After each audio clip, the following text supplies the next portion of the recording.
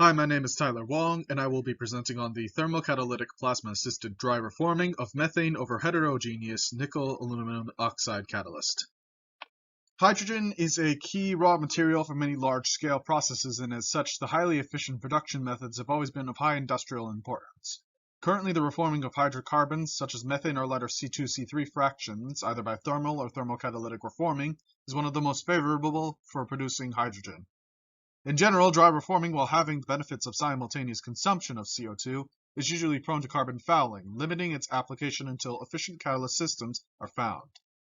Because of the high price and scarcity of Group 8 metal catalysts, nickel-based catalysts are currently the most preferred catalyst, due to the low cost of nickel used in their formulations. However, there are still problems such as sintering of active sites at high temperatures and severe coking under the typical reforming process conditions. In that regard, one of the most promising approaches towards the elimination of the above-mentioned deficiencies is considered the integration of catalysis with cold plasma, which synergy can provide not only increased activity, but also increased catalyst stability. To accomplish this, our reactor design consisted of 6 individual modules. Firstly, 2 blending modules capable of accurately delivering 5 individual gases separated between a module blending methane, carbon dioxide, and helium, and a module blending nitrogen and hydrogen gas, all in the 0 to 200 flow rate range. Next, a water delivery module based on a specially designed 500 milliliter threaded glass bottle and high-precision Sumatsu HPLC pump, with the flask placed over an electronic balance for monitoring the water addition rate and a constant presence of 5 psi's of nitrogen. Next would be the in-house made 3-stage steam generator for steam reforming of methane reactions, as well as an in-house made tube reactor accommodating a cold plasma generating assembly, as shown in Figure 2a here. Then a gas-liquid separating module consisting of a jacketed glass condenser and dry ice-filled trap for removing the aqueous feed from the gas phase prior to GC analysis. And lastly, a 3-channel variant gas chromatographer was installed at the exit line for continuous product analysis, as shown in Figure 1c. As for the specific catalyst we use, the Reformax 300 catalyst is a nickel-calcium aluminum oxide-based catalyst that was provided to us by Clariant Specialty Chemicals as preformed 10-hole cylindrical-shaped pellets. These were then crushed and sieved carefully to be packed in our tube reactor with a relatively narrow-sized fraction of 10 to 16 meshes. For this study, we used the same charge of pre-activated catalyst for 150, 200, and 250 degrees Celsius.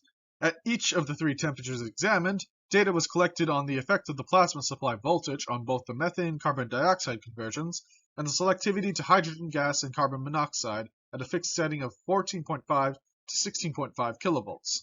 In the absence of plasma, or in the no plasma reaction stage, no catalytic activity was observed. Once the plasma power was turned on, however, during the plasma on stage, a significant reforming activity was seen for all 3 temperatures. The methane conversion was recorded at nearly twice a higher level than the carbon dioxide conversion, probably reflecting the parallel pathway formations of C2 to C6 hydrocarbons, originating from the surface reaction of adsorbed species on the catalyst surface for methane, as well as a brief analysis of the changes in the selectivity of the hydrogen gas and carbon monoxide formation also shows that the carbon monoxide selectivity is consistently higher than the hydrogen gas selectivity, which is most likely due to the inefficient involvement of the surface hydrogen in the hydrocarbon formation pathways, as seen in Figure 4 here.